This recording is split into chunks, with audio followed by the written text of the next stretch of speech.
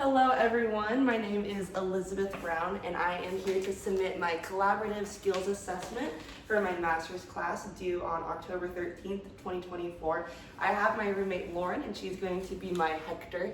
In terms of the gender situation, we are going to refer to her as Hectora and just flip the gender from male to female just for the situation. So let's do it. Let's do it. Hector is a 35-year-old Hispanic male. Hector was seriously injured in an auto accident 5 months ago. He spent 4 months in the hospital. One leg and hip suffered permanent damage. He will probably always need a cane and walk with a limp. He also has limited mobility in his right arm and shoulder and cannot lift anything heavy. Hector grew up in a family with a construction business. He has been working in construction since high school. The social worker at the rehabilitation hospital referred Hector to counseling because he is not adjusting well to his injuries.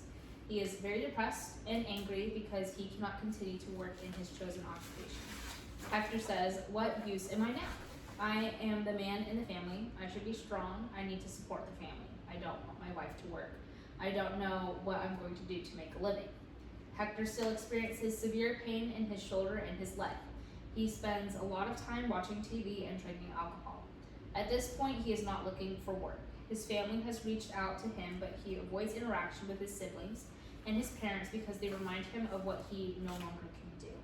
He feels shame when he is around family members because of his disability. His relationship with his wife is tense because he is often angry and withdrawn. He is not active with his children anymore and they are worried about him. You are meeting with Hector for the first time and want to understand his problem and collaboratively work with him to identify goals to make some changes in his life. Thank you so much. All right, let's get started. Hectora, thank you so much for coming in today. What brings you in? A social worker referred me. Yeah, awesome. So I understand that there has been some dependency on alcohol. That is why the social worker brought you in to see me, referred you to me.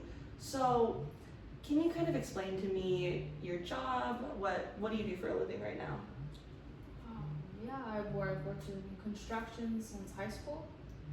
I'm not looking for work right now. Yeah. So you've been doing it since high school, and I understand that you have had a recent injury that has prohibited you from working. How's that made you feel? I need to support my family, and I don't know what to do anymore. It sucks. I don't have a purpose. I feel useless. I don't want my wife to work. But it's whatever. I'm not looking for work. Yeah, absolutely. I completely understand that. You see that you don't want your wife to be working nor your kids providing for the family. You feel as you have the right to be taking charge of the family and providing. So can you explain to me what happened in the injury? Can you give me some details of what happened? I don't know if I'll be able to walk normally anymore. I have a limp. I have to use a cane. And I can't lift anything heavy. And that's what I do in construction. You know, I use my body. Yeah. And it's like if I can't use my body, then how do I do my job? I can't do my job. So it's just like, what good am I anymore? Not good anymore. So. Right. So when you did construction before the injury, how did you feel? Yeah, I was able to support my family. My wife didn't have to work. I felt good about myself because I had a purpose. I don't have a purpose anymore. Yeah. So after said injury, how do you feel now? Especially with the word purpose. I'm just angry. Angry? Explain. Angry, and no one fully gets it. Mm-hmm. And my wife doesn't understand.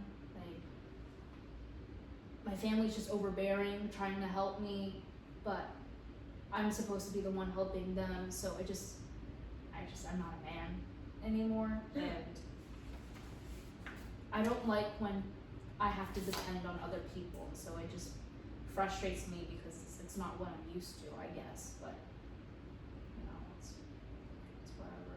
Yeah, so you feel like you don't want people to be depending on you, nor do you want to be depending on other people. However, since your injury, you have now been depending on alcohol to feel what type of way? The alcohol is just, I feel like the time passes faster. Mm-hmm. Makes me feel numb, more relaxed, I guess, instead of angry. And that I would much rather feel numb than angry. And it's like, oh, you know, just watch sports all day, you know, have a few beers all day. Like, it's no big deal, but like, I don't know, maybe my wife doesn't like it, my kids maybe don't like it, I don't know, it's whatever. Yeah. And so when we were doing the construction before the injury, you said you provided for the family, you said you loved your wife, you love your children, and now after the injury, you've been on the couch, football, watching games, drinking beers. Do you think that your family is seen as the same light before and after the injury to you, in your perspective?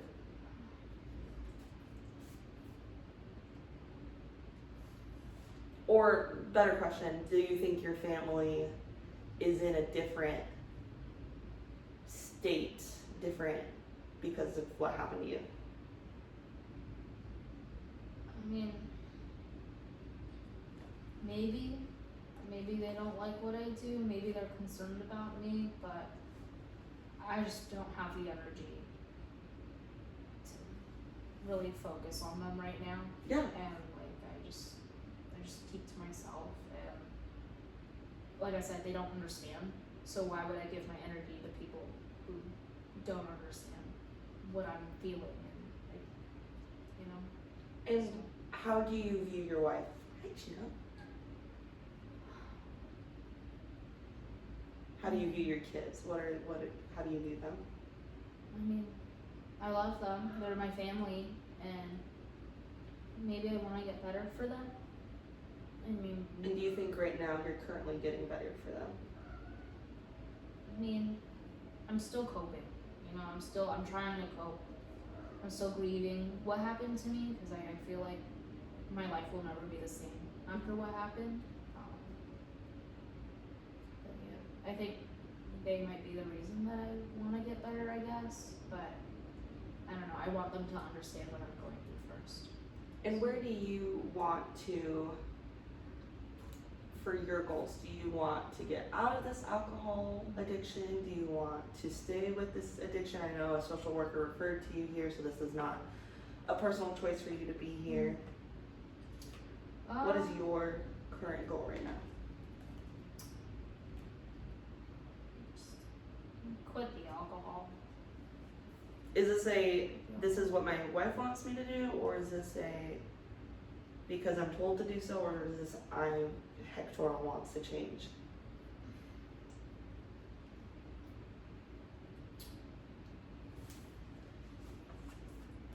I want to change because my spouse wants me to change.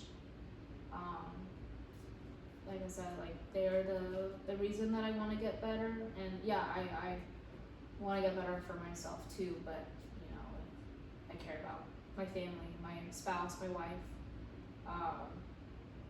and I know that they want that for me too, so it would make everything better. Yeah.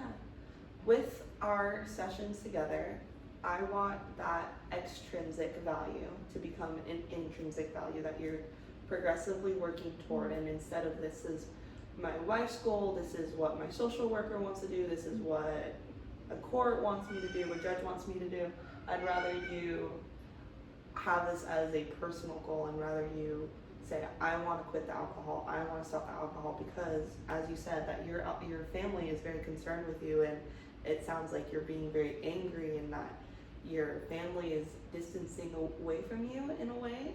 That's what I'm understanding it to be, especially now since you have lost that purpose. I think the word purpose has been kind of a carried out goal here, so I want that extrinsic value to become more of an intrinsic value. So in a way, what would you think is a plausible step toward for you to get to that goal? Say, I want to be done with the drink. In order to support your wife, support your sons.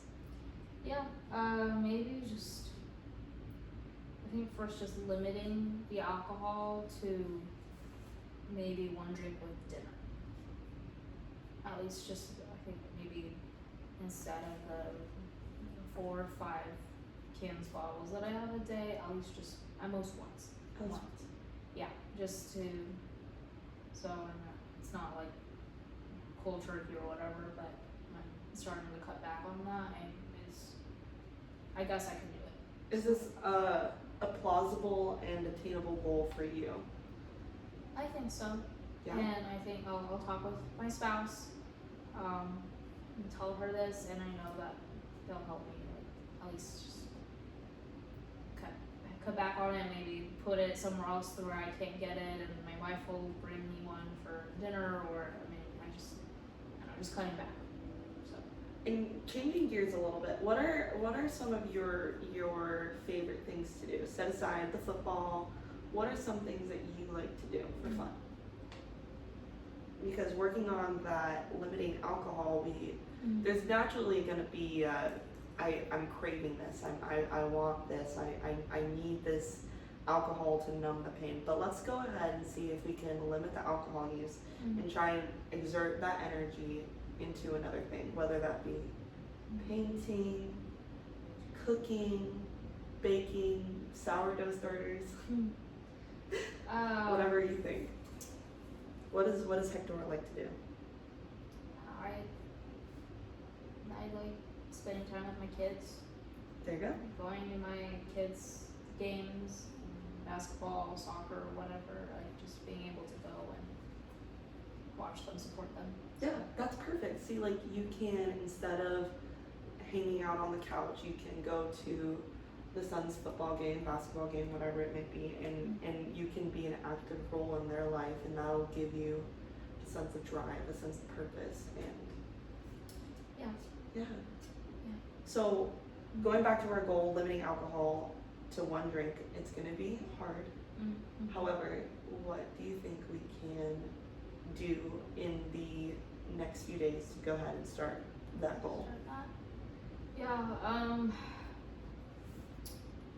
Any of the alcohol that hasn't been opened in the fridge, maybe just setting it aside, like Outside, out of mind. Yeah, outside, like just maybe in like a cabinet somewhere that I can't reach because I'm just like immobile right now, or my wife could put it like in the fridge outside or something, just because I have like a hard time walking, so I won't be able to access it as much.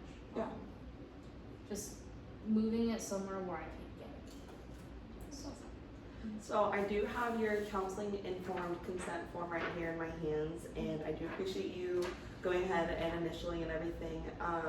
So just from this session, I really appreciate it. I understand what you're about. I understand what brought you here. I understand that this is not exactly something that you probably want to be doing, but I think with working together and really working on making those extrinsic values, intrinsic values, and really finding a purpose and really using different outlets like your son's basketball games, football games, instead of binging at the couch. And also that one is a really good one where it's out of sight, out of mind, where wife puts it somewhere and you're not going to be able to see it, and something like that. I'm really confident that we can have progress together, and I really appreciate your time today. We're going to go ahead and start doing treatment sessions the next time you come in, but do you have any other questions, any other thing you'd like to add to our session today? Just want to get better. Yeah, we will get there. Thank you so much. I appreciate it. And scene. Thank you so much for watching. Thank you. Libby, was I okay? That was great. One take. One take.